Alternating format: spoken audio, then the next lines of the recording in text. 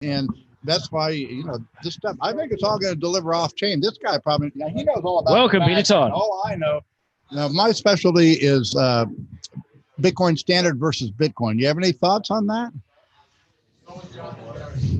Man, isn't it all just Bitcoin? Like, come on. No, okay, Well, the standard is like a reserve currency. It's like an economic standard. Reserve currencies are like so out of fashion these days anyway.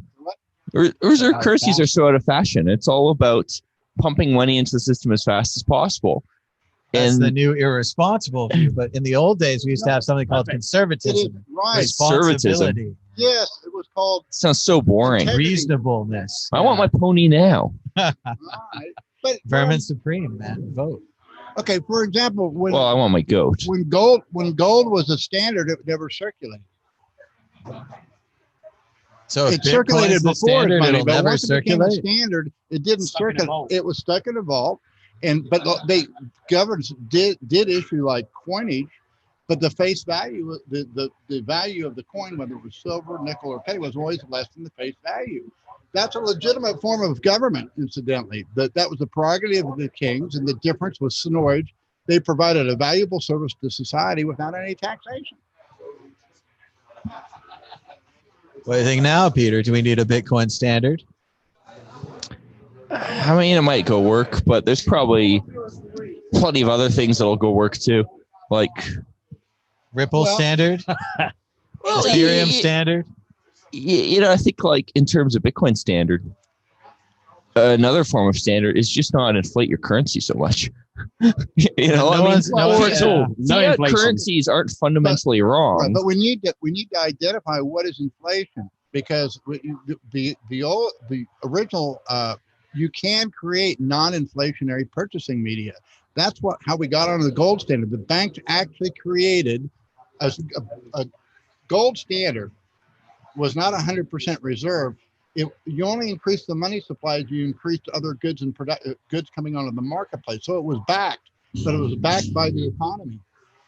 And the same thing is going to happen on the Bitcoin standard. We can actually issue credits, but I mean, to be clear, Bitcoin is also backed by the economy. Then the only reason your Bitcoin is worth something is because someone's going to buy it in the future, which is ultimately a fancy, convoluted way of saying it's backed by the economy. All currency fundamentally is. Right. With the exception of people who try to argue intrinsic value stuff, which frankly, if it's a currency, the intrinsic value is meaningless. But what if it's pretty? Well, that's an example of intrinsic value. And I can assure you that it can't be that pretty.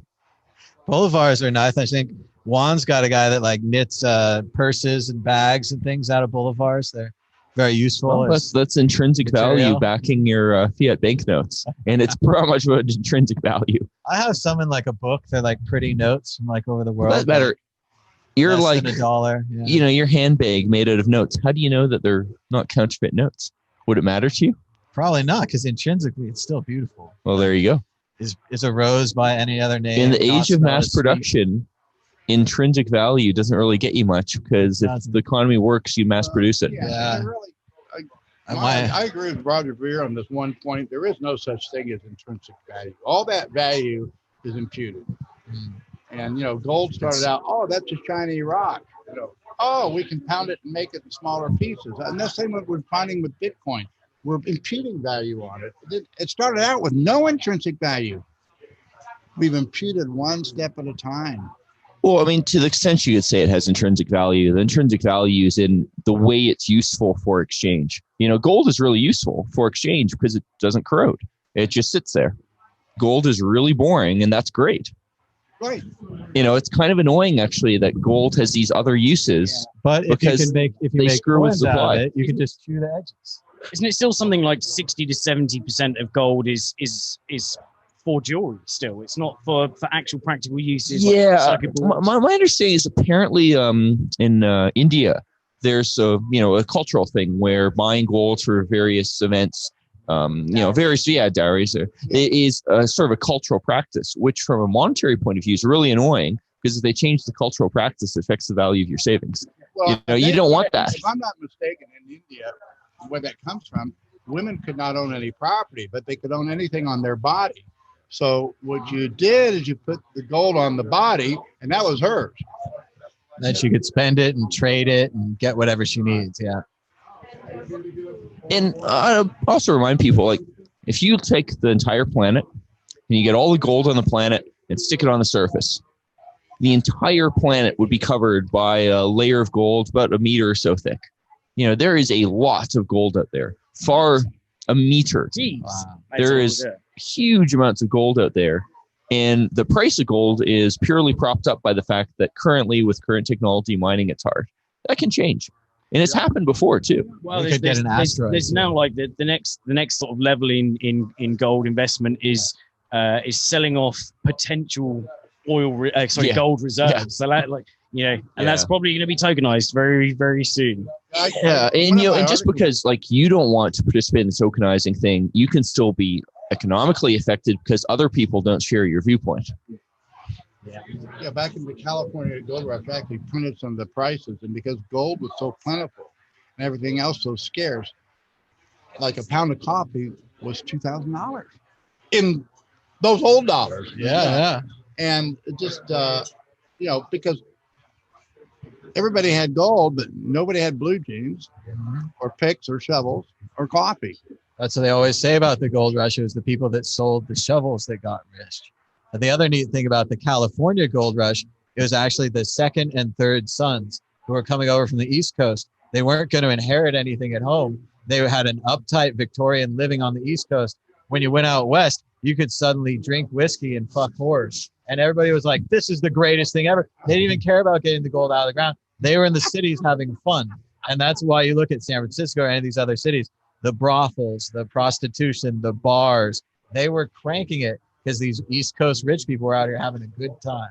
And that's what it was really about, not so much the gold. It's interesting in Canada, if you look at the history of the Yukon, and specifically like Dawson City, by the time the city was actually created, the gold rush had actually kind of been over. Oh, yeah. It just took that long to get the supplies up to actually create all this infrastructure. That's also information inequality. If you're on the East Coast, you think the gold rush is still going. I got to get out there. By the time you get out there, everyone's like, oh, that ended 6 months ago. Yeah. We're on the prostitution rush now. Yeah. We're on the alcohol rush. We're killing it in alcohol. So We're on the let's get you on a wagon to then go back home rush. there you go. Return wagons. Yeah. You should have just stopped in St. Louis like they said. Yeah, you couldn't buy a round trip ticket then, could you? No one ever came back. One way. There's only one way, which is great if you're escaping your parents on the East Coast. They're not exactly going to visit. So, but yes, the new Bitcoin gold rush. We're right here on the ground floor. Peter, we want to get your opinion on some of the Scammy of the Year awards. We went through recently the Scammers of the Year. One of them is Richard Hart with Hex. All right, so the name Hex itself is such a massive scam. Isn't it great? It's like, well, he's going to take your money. He's going to put a hex on your money. Well, so the reason is because hex is such a common term that it makes it hard to go Google hex scam. Oh, very good. Really? By picking a common name for your scam, you make it harder for people to go discover information about your scam, and thus you're controlling how people learn.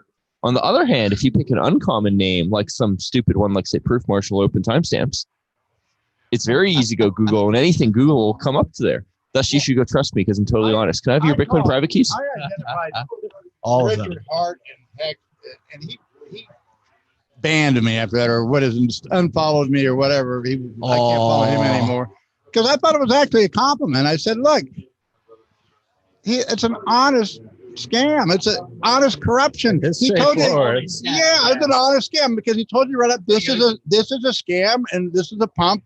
Now, when he did go off, that's how it started for the first. Then after about 4 or 6 months, then he went to the narrative, and it's better than Bitcoin. That's fraud. That's well, let's put that scam. I guess you can't say fraud unless they're convicted of it, but that's the fraud. Scam part.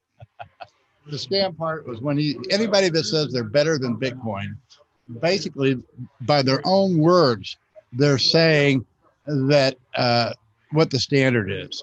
It's just like anybody that talks about the altcoin season. They've already identified it's just going to be a season, fellas. It's going to be, and then it's gone. And so you understand that's why I'm not in the crypto world anymore. That's why I'm a Bitcoin standard bearer, because Bitcoin is going to become the standard, and we're going to discover what a Bitcoin standard means. I thought the developers need to work on that part because my prediction is one of my predictions. I don't make many of them. The next innovation is not going to come from the crypto world at all. It might come from Bitcoin world, but I don't think it will even need to come there because basically the developers are making it safe. They're making it so the rest of us can build on the standard. And that's why I want to get this award for the Bitcoin Shield, because we need to reward these guys, particularly now.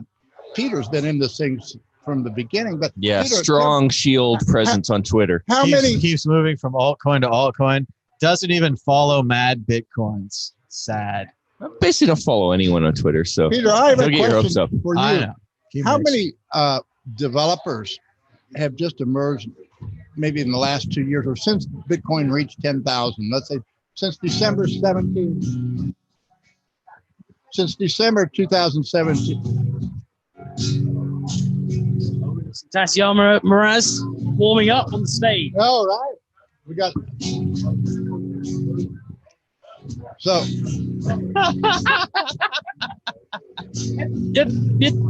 I know it's not really a song. I keep waiting to sing along, but it's not getting to that part. All right. So my question is, like, how many core people that contributed to the Bitcoin development have come into the space since beginning of January 1st, 2018? I mean, I haven't done Bitcoin core development in ages, but like looking at, say, the developers, like Chaincode as example comes out. I mean, certainly at least like a dozen or something. I mean, that's not necessarily a good thing. Like, there's only so much you can go do to Bitcoin core. Right. And it's not necessarily a good thing that you have a ton more people popping up and like making changes.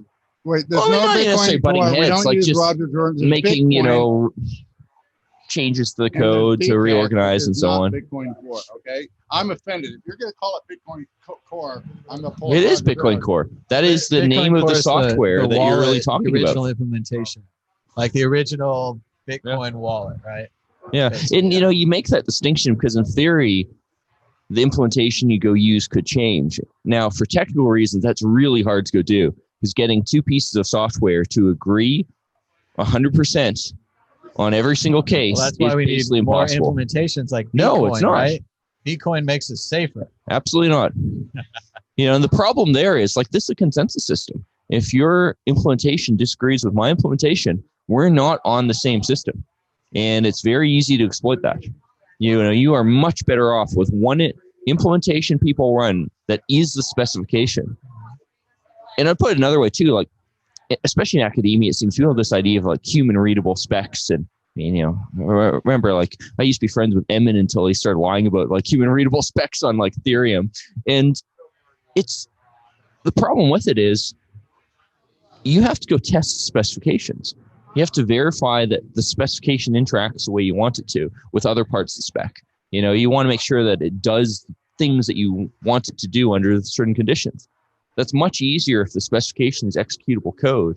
They can use all these massive advances in computer science to test. That's not possible if your specification is a PDF document written in Word. It's just not. The Ethereum quote unquote specification is the Ethereum yellow paper, and it's almost unreadable because it attempts to be precise enough to be a spec, yet it still fails. And how do you know it fails? Because every time there's a disagreement between the implementations and the spec, they change the spec.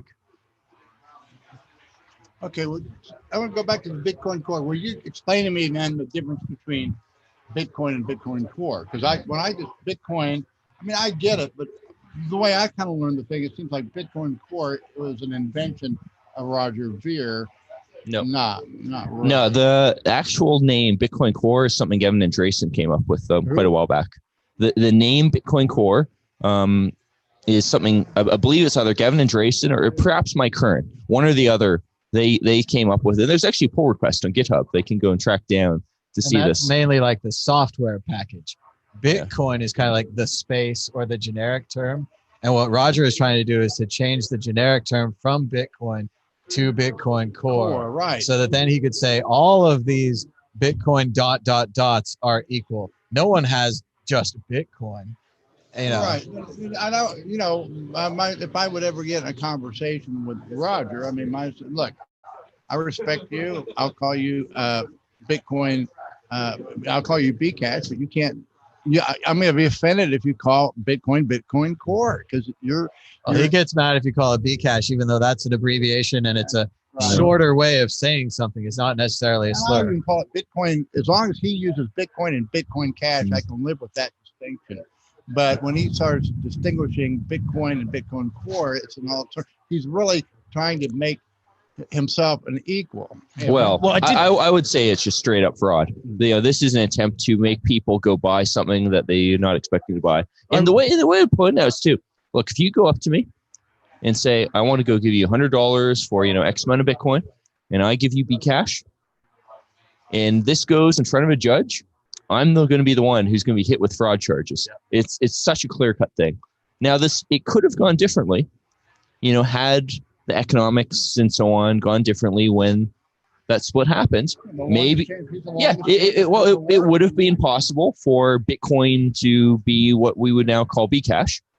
But that did not happen. And calling it Bitcoin Cash is nearly fraud, and calling it Bitcoin is definitely fraud. Well, it isn't. I think Calvin Air recently tweeted that Craig Wright's like he's copyrighted the Bitcoin, patented the Bitcoin name, and so. That doesn't even make legal sense. You can't patent a name. Yeah, you trademark names, and you don't copyright names either. You trademark them. Maybe I've probably misrepresented it. Well, more likely he just was lying. It wouldn't surprise me. But ultimately, what he was trying to say was that he's trying to force anywhere that's got Bitcoin listed to have to put Bitcoin Core. So is that even feasible? Can he do that? I would love to see him spend the money on legal fees to go and try, because that'd be good for him to have less money. Yeah. Yeah, I don't think that's what it comes down to. Yeah, but all right, let's say hypothetically he even had these trademarks and was doing that in the right way legally, which I highly, highly doubt. Chances are this is all just bluff and none of this actually has happened. But let's suppose that was even true. Court systems aren't stupid. If you somehow manage to get a trademark on something which everybody calls, on a name that everybody uses for something else, and you try to force people to change it, tough luck. You might go win a few court battles, but at some point the court's going to come to their sense and say, no, that's ridiculous. It's a generic trademark. My company, I did get the trademark on Gold Standard Corporation. Well, I got that trademark. And that legally is a very narrow trademark, because you cannot go use that to say, now you can't use the term gold standard. Well, right. Like trademarks are much more narrow than people realize if they're generic phrases. You basically got the weakest form of trademark possible because you picked a generic phrase, versus something like open timestamps is sort of in between. But there's like a gold standard of flour. We would never. That's fine. But see, that's the point. The gold standard of flour is sort of. I'm probably oversimplifying here. Basically, there's sort of three categories of trademarks, roughly. One is you have a made-up term, made-up mark that has nothing to do with the product you're selling. The other one is you have a non-made-up mark, but it's being, a set of words that would normally mean something else, but you're using it to describe something different. It's recognizable words. Another one is you have a descriptive mark where there are words that describe what the hell you're selling, and you have very few legal protections there. It's like plumbing company. If you're a plumbing company, it's a very, very narrow sense that you can use that. At the core of this whole problem is that Satoshi didn't register Bitcoin the trademark. He's not defending Bitcoin the trademark. There's no one to sue Roger when he says, "Hey, we're Bitcoin Cash. We're just like Bitcoin." Isn't it covered under the MIT license? Though? Is there not something? Pepsi Cash. If you are a victim of a fraud due to him doing that, you can certainly go sue the person who wound up creating that fraud, which under the right circumstances would be Roger Ver. Now, you have a lot of problems in that Roger Ver is probably not going to be in the nice jurisdiction to go sue in, et cetera, et cetera. But like these aren't hard problems. And frankly, Craig Wright's like saying stuff like this just because Craig Wright is a gigantic scammer who, lies in court and lies elsewhere and is trying to go create confusion. Not because he's trying to scare Bitcoiners, but rather because he's trying to promote the idea that he's actually being effective at something. And Craig Wright is another nominee for Scammer of the Year. Craig Wright. Yeah. And to be clear, we're talking about Craig Wright, the guy from Australia, not this Craig Wright, because I am Craig Wright. We're all Craig Wright. No, but I have a better claim than most of you.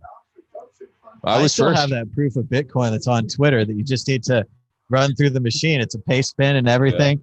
Mad Bitcoins is Satoshi. You can Google that. It's true. Yep. Peter Todd disproved it himself, making it true. So we've got a question. So what are you working on at the moment, Peter Todd, that the audience would find interesting, other than open timestamps? Or tell us more about open timestamps. If there's been Proof any... Marshal. Well, I mean, if I can get more funding, I'll be working on Proof Marshal more, but currently don't have funding to do that. But we'll see. Well, okay. So is there anyone out there? If you're looking for funding, here's an audience. Maybe, get in touch. All you guys do is I'll be right back. So, Juan, you want to swap in? Get involved. One goal. Come on down. Yeah. So so what are you looking for funding? What's the goals? Well, so open timestamps, like the name suggests, is cryptographic timestamps. The issue with cryptographic timestamps is all they do is they prove that data exists in the past. They don't prove that conflicting data didn't exist. And Proof Marshal aims to solve that second problem. And like the analogy I like to give is this is like the documents proving that you own a house. And it's all well and good to go show a whole bunch of lien documents which are really old, but what if actually the house was sold to someone else? You really want to be able to rule out conflicting evidence. And you can only do that by sort of creating, I guess you say, a top-down approach to data structures. And in my sort of top-down approach, at the very top, you have something like Bitcoin, which is unique. Block number, 1000 on Bitcoin is a unique thing. Everyone knows what that is. If you start with one thing that's unique, they can put data into it. You can then say, by the rules of the system, this other unique thing is only valid if you can prove it was cryptographically linked with a hash function to this first unique thing. So is that a system? Is it kind of only only as good as the level of time stamping from now on? Proof of publication. Timestamping only says, hey, this was in the past. Yeah. And then concretely, the difference comes down to, in open timestamps, there will be a Merkle tree behind the scenes, but the structure of that Merkle tree is not defined by the protocol. All open timestamp says is, hey, we have this path up these set of hash operations that end in a Bitcoin block. We don't say anything about what structure that path is. Proof Marshal aims to say, well, starting at a Bitcoin block, let's step by step prove that we have a path that leads down to a particular place. And there's only one way down that Merkle tree, left, right, whatever. Because that's set in stone, now you've taken one unique thing, and at every step, created more unique things down to one last unique thing. And then that's what allows you to create a unique data structure without having to just publish it on Bitcoin. And that's why then you can scale this. And so what in terms of funding, what would someone, where would they need to find more information? If they're go to GitHub and check it out, see if you're interested? I mean, email me, pet@petertodd.org, send me a Twitter direct message. What are some use cases of open timestamps that you're particularly interested in? I mean, I think a really obvious one is actually, accounting systems for things like Tether. Systems where you want to say, hey, we have this centrally managed asset, but we want decentralized accounting of it. So that when, I can go prove that I own some token, it's a very strong proof that is not in control of the issuer. And people often kind of pop out saying, oh, why don't you just use a database and stuff? Well, because I want the proof that you have or have not upheld your obligation. You're in a much better position as a owner of, say, a gold-backed token. If you can say, hey, here's the proof that this is real, now uphold that. Also, from the issuer's point of view, they would much rather not be in the business of actually deciding how this stuff moves around. Do you have to reach a certain level of network effect or the certain level of adoption for open timestamps to sort of function, right? Like precisely the opposite, actually. I mean, the great thing about open timestamps and proof marshals, people can opt in on a case-by-case basis. There's other examples where proof marshal will be useful, such as, auditing, say, some internal database at a company. And it gets you very, very strong auditing that, yes, the database every step of the way followed its rules and so on, yet no one else in the world has to even know this happened. That's exactly opposite of Bitcoin, where Bitcoin is stronger the more people adopt it. This stuff, I mean, it's not weaker if more people adopt it, but it just is irrelevant because you're piggybacking off this very, very strong security. And once you have that strong security, you can reuse it for so many different things. You know, if open timestamps has one user or 100,000, it doesn't matter. It's every bit as secure either way. But, you know, Module, of course, actually checking for bugs in the source code. And so in principle, it works by you take the, you know, basically you hash it into the chain so that something could be not identifiable, but pegged back to a block. Is it like that? So you can say, right, it definitely existed after this point. Yeah. So open timestamps kind of is from bottom up, right? I have some data, I hash it. Yeah. Then I take that hash and through a few different mechanisms, build Merkle trees of these. You know, bit more than I necessarily want to explain here, but long story short is you get a series of instructions that constitutes a math proof. And once you have that math proof ending up in a Bitcoin transaction and then up to a Bitcoin block header, in the future, you can always verify it provided you have a copy of Bitcoin block headers that you can agree on. You know, it's taking this one thing that we know what time it existed as of, and then bootstrapping other things from there. Whereas Proof Marshal, it has to go in reverse. It's saying, you know, and I've kind of abstracted it, this concept of single-use seal. You know, imagine you have this cryptographic numbered thing, such as a Bitcoin transaction output, that's unique, and then can be spent exactly once. Well, if you piggyback another action onto that spend, such as it's spent in a transaction with an op return output that then commits this other data, then I can use that action to make this other thing unique. So you still have to start with something unique, you know? Well, I mean, really two things unique. One is, of course, Bitcoin, and the other one being we all have to agree on a starting point. You know, going back to my housing analogy, if we're talking about land parcels, we have to agree, well, who was the first owner? And in most countries, that is, well, when was the last time we had a major revolution and everyone got their land stolen? But once you agree on that starting point, then you can go and track without having to agree further. You know, it's like one messy human process first, and then after that, it's just done by math. Yeah, a few years ago, I came up with this idea for a project. No, I can't remember exactly what the project was, but I made a document and then I figured out how to hash it, and then I figured out that you could hash it in a way that the output would look like a Bitcoin address, and then I sent a little bit of Bitcoin to that address, right? And so I have the private keys to that wallet, which means I can prove that I created that hash, and I can basically prove ownership of that idea at a certain time. And the idea was to sort of have a kind of patent defense, you know. That's exactly kind of what open timestamps does, just better. Yeah, it's probably way better because you gotta it's just more efficient. But interestingly, there is you know, it's not really. I hope it actually works right now. I'd have to check, but there is an option in Open Timestamps client to manually create a timestamp by spending your own Bitcoin. But the key thing Open Timestamps does is it uses centralized infrastructure that just takes everyone's need for timestamping documents and reuses the same. You know, it's a Merkle tree. I mean, I once timestamped like 500 million documents in one go with a very big Merkle tree. You know, you make the Merkle trees as big as you want. Yeah. And for the viewers at home, it's not the new German Christmas tree standard. I have seen an actual German Merkle tree. Yeah, with a lot of photos of Merkle. I do have something to say. I don't know if anybody's picked up on this or not, but ever since this conference started, Bitcoin has slowly been going up. Nice. Just slowly going up. So I'm just letting you know. What are we on now? I don't know. Just gotta keep doing this. Doing it. It's not doing much. Yeah.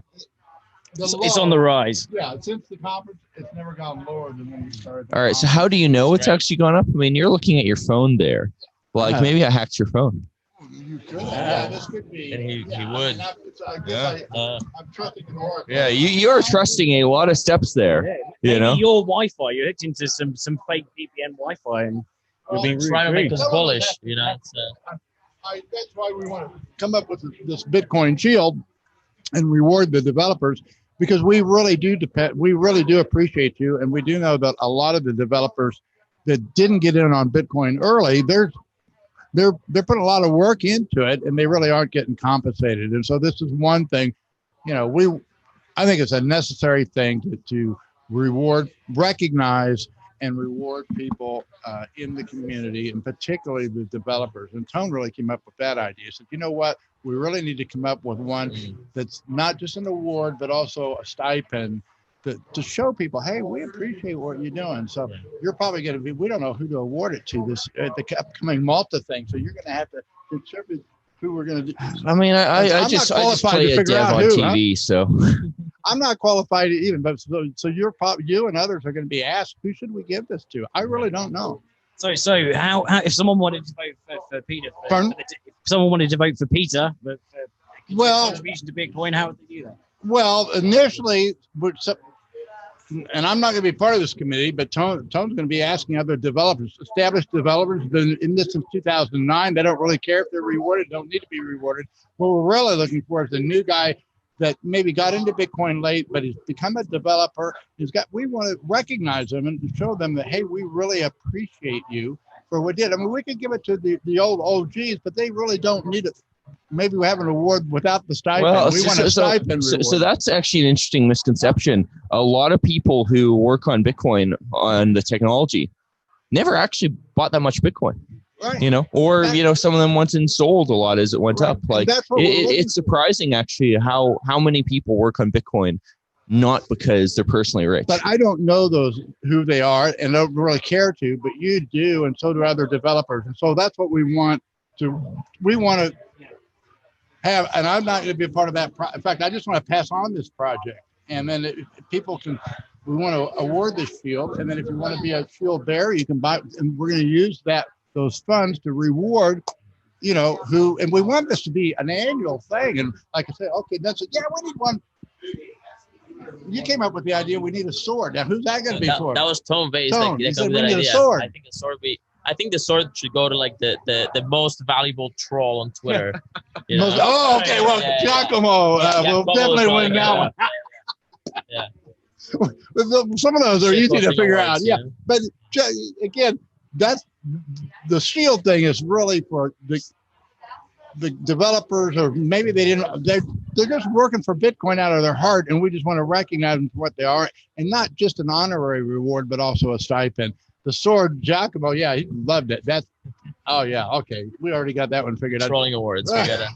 It's funny though. Like there are examples actually of other coins which have very literally gone and paid money to trolls to go and be that sword on Twitter. I mean, it sounds ridiculous, but it happens. Can you imagine if we have a reward? There'll be all kinds of imitators of Giacomo. Yeah. There'll be guacamole everywhere on Twitter. Yeah. Did you guys talk about lighting already? No, I haven't talked about lighting. Yeah. I don't understand it. So I'm real quiet about it. It's really simple. Just let me get out my whiteboard and go set up a 10-stage state machine channel. That's my point. Pretty complicated, yeah. If it makes you feel any better, I was once asked to go and give a talk on lightning security. And I decided, I'll just go do it with a whiteboard, some notes and all that. And kind of halfway through the talk, I realized, oh, fuck. I don't know what exactly was the next step in this protocol here? And I could practice it, but it still was blank to me. Yeah. Peter, this is my whole idea. This is a bold prediction. You probably don't. I'm sure most developers don't see it.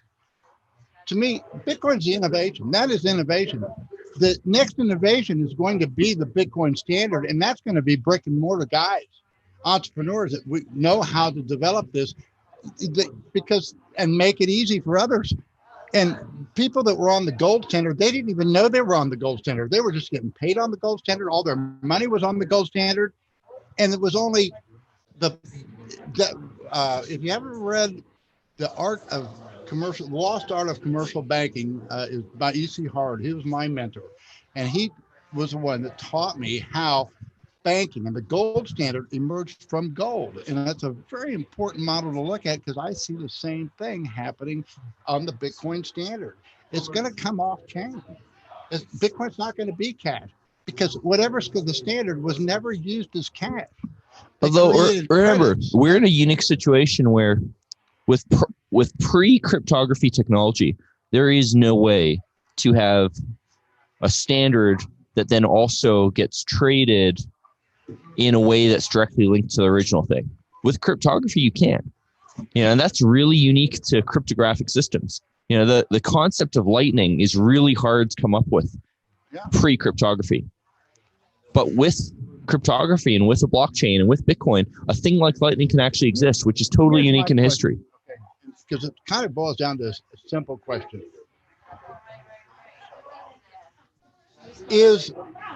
I understand Bitcoin and Lightning and its purpose and all that, but my question is it necessary? To me, it seems like it's completely unnecessary. It's like, because I'm not a developer. Well, Jimmy Song has always says anything that's centralized, you can do better off chain. And so it seems like, I get Lightning, and maybe it's another niche, but the world acceptance is going to come off chain. When I was originally arguing that we should go and keep the block size limited, my solution, the best solution I had at the time for how to go and do transactions for retail while keeping a limited block size was essentially trusted off-chain banking. And I had some cryptographic innovations to, make it more secure, but fundamentally it was a trusted centralized system. And I'd say once you have a trusted centralized system with a bit of auditing, that is still better than not having that bedrock in the first place. My argument. Lightning is not necessary for the success of Bitcoin. It's just very helpful. Well, okay, because that's my whole thing is I'm an entrepreneur, and as a businessman, I do business with people I do business with. They trust me. We are trusted third parties, and that's what's going to make it easy.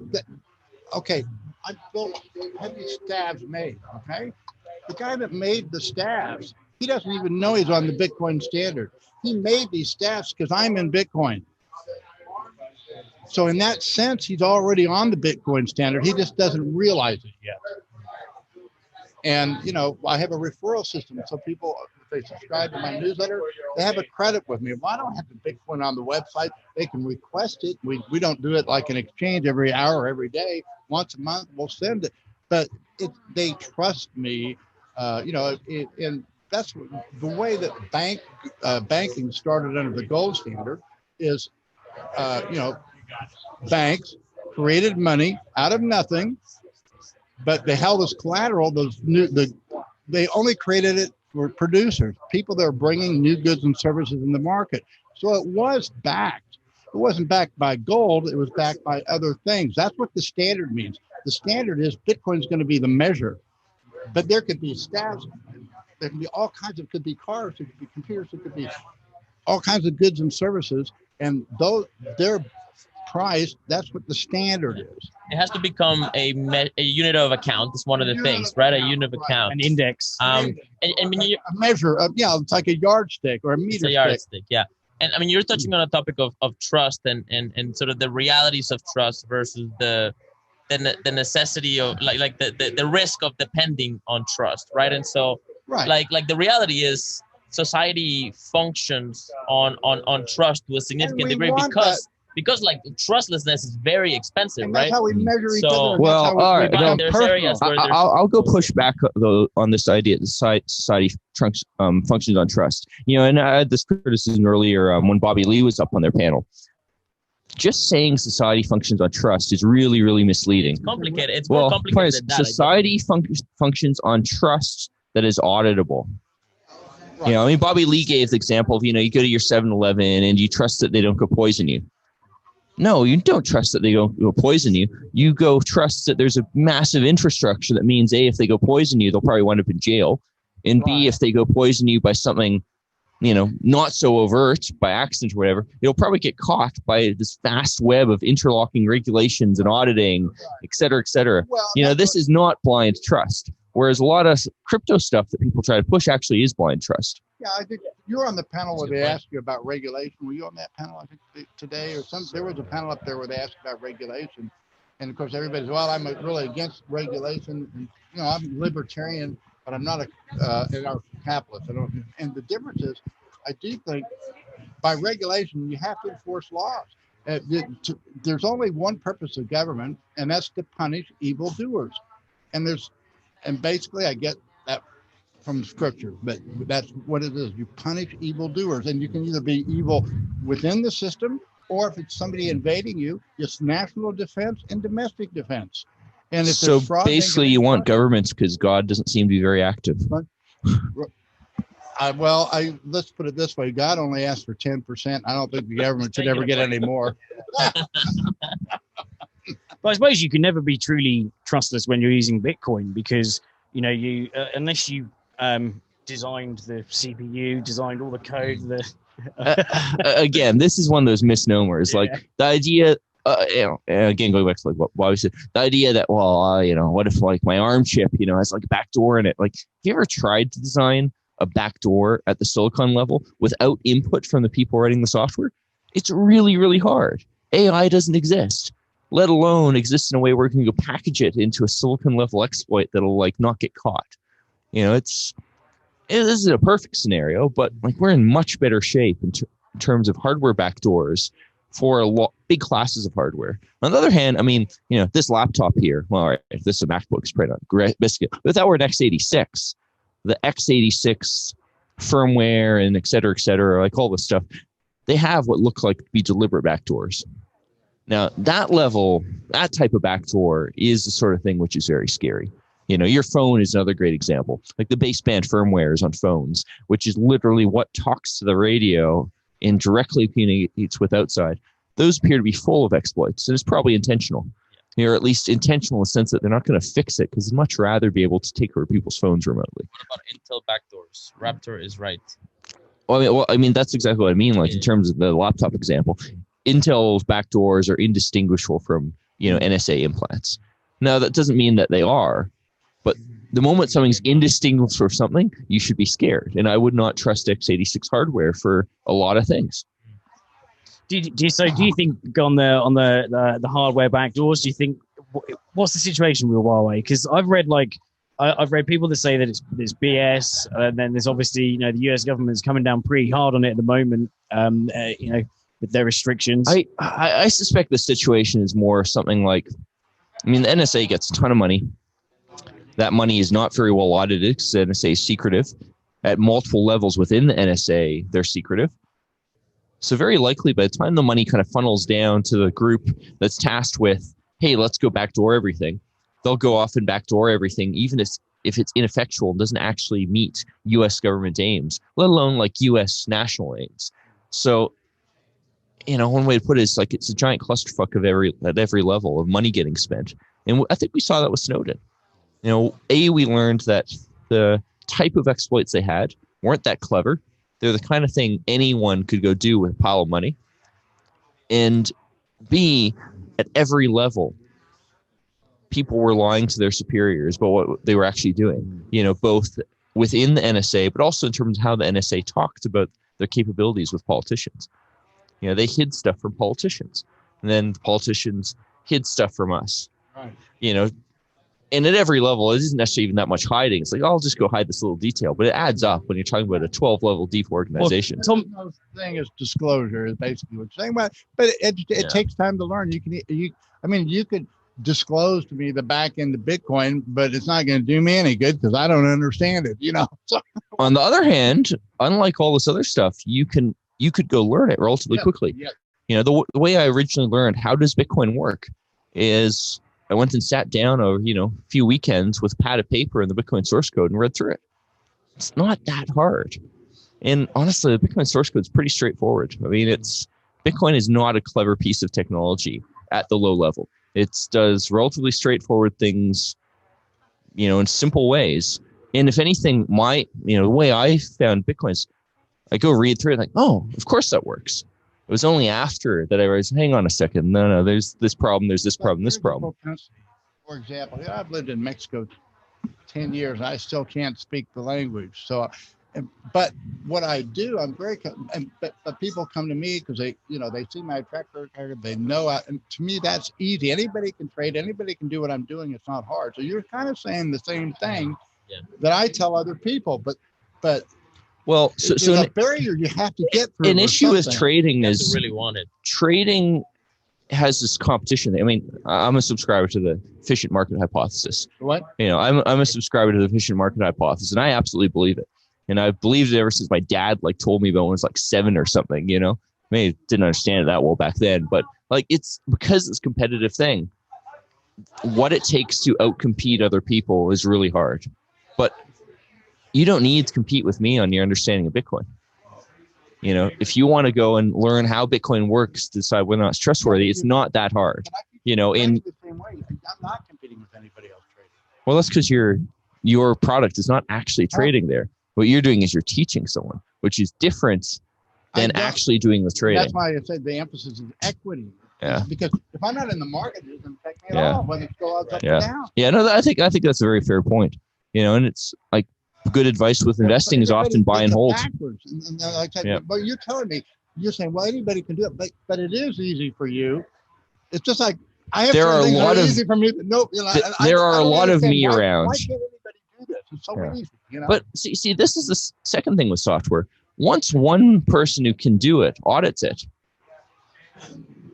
you then benefit. It's so long as we have a system where the software that you run is very likely to be the same software I audited, my audit benefits you enormously. So it actually doesn't matter that you personally haven't audited. Now, interestingly, through the details of how is software distributed these days, people are pushing back on that.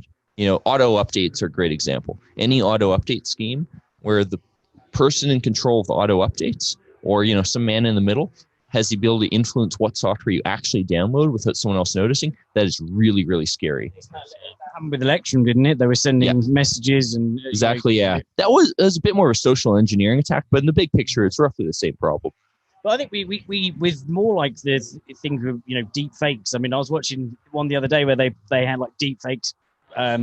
Robert Downey Jr. onto like Christopher Lloyd, I think it was, in Back to the Future, and it's almost you couldn't distinguish. It's literally incredible. Well, I mean, with software, the software equivalent of deep fakes has been trivial and has been around for basically since software was created. It's always been easy to go and do the equivalent of a deep fake on software and make it do something that you weren't expecting. Make you think it's something that it's actually not. So how do you think that we're going to be able to combat the going back to Bitcoin is based on proof of work? How are we going to be able to combat these deep fakes and so that that maybe we can. Keep in mind, society functioned to a degree with the equivalent of deep fakes, in that if you go back pre-mechanical reproduction, and by that I mean like things like photographs, it was always possible to just go lie to the next guy and say, yeah. I saw John go break into the granary and steal the grain, right? What I just told you is the equivalent of a deep fake. John did not go break into the granary and steal grain. Right. And society somewhat functioned back then. Not as well as it could with the ability to prove that John really did that, but it still can function. What about the use of cryptography as a way to verify, like you this is me in video and I'm proving it cryptographically? Like you'd think that it's really hard. It's really hard. No, it's not that hard. Like if you have a kind of web of trust, or if you have, but all that ignores the fundamental problem of how do you get this analog thing that you're trying to record and data. Get it? You can always man in the middle of that because because it's impossible to secure from the camera's lens to what it's looking at. Okay, but if you have a PGP key pair and I have one, and we sign each other's public keys or whatever, right? I don't really have it. I mean, all right. You know what I'm saying? We can simplify this. We can simplify this. We have a magical thing that magically makes PGP work. Even under that circumstance, deepfakes are a massive problem because I can always go and sign a photo that I faked. Now, the difference is you can't go fake a photo on my behalf, right? But solving that problem has been trivial. That's been solved for ages. Deepfakes refers to a different type of problem. Well, it's a social engineering attack, right? You're pretending to be somebody else. Well, right? But hang on, not necessarily. We can assume that it's going to happen politically. But there's two types of deepfakes. Like the next big political player. But there's two types of deepfakes. Okay. One is where I am deepfaking something to present it as a photo taken by someone else. And the second type of deepfake is I am deepfaking something that I am representing myself as taken. The problem is the second type of deepfake is way more common because most photos in politics are taken by untrustworthy people. You know, most of what we want evidence to be is oh, I grabbed this photo of this politician doing this bad thing. And the person who grabbed that photo shouldn't matter. Right. No amount of cryptography will solve that problem from a deepfake's point of view. Will never be verified, that right? So like it actually, you know, it could be used. It could harm the credibility of journalism if you capture like, you know, bad guy doing bad thing. They're not going to authenticate it. Yeah, we'll think of this way. Like it's going to change. Photos used to be self-authenticating, and that it was so difficult to create a photo of a scene that looked photorealistic that was inherently authenticated. Thanks for being honest. Okay. Awesome. Thanks. You guys can come down. Yeah. So you got to plug his video. If you haven't seen his video on the Venezuelan dollar, it's really a good one. Where can we find it? One. Yeah. Well, I got the 2-minute one. Awesome. Thanks very Ugly. much. I appreciate it. It's an awesome coat. It is. Yes. Yeah, we have a little 2-minute video on Twitter that I made, sort of talking about just the Venezuelan money and this little origami artist that grabs Venezuelan cash and turns it into origami stuff. And then the other one's like a 4.5-minute one that's on my YouTube channel that did really well on Twitter too. And it's just more about like, you know, just the fact that this stuff is so worthless that it's more valuable if you turn it into origami and sell it as art than it is as actual currency. I mean, it's very nice paper stock. Yeah, it's legit. That's what he said. Yeah. I interviewed the guy and he's like, well, you know, one of the things that's interesting about this is it's the only money that I've seen that all the bills are the same size, you know. Canada does that too. Yeah. He probably doesn't have any Canadian dollars, right? Yeah, that's because they're not fucking worthless. And they have intrinsic value coming in really nice colors. Yeah, we do have some. I'm actually collecting cash. I have like cash from like 10, 15 different countries. Oh, you want some of? I'll happily sell you some of my cash. Yeah, maybe give you some Bitcoin in exchange. I'm okay. I already got it. So they're on YouTube, are they? Yeah, so I got the one on YouTube and one on Twitter as well, and yeah. All right, I'm out. You're off. Right, yeah, nice. Thanks for joining us, Peter, again. Cheers.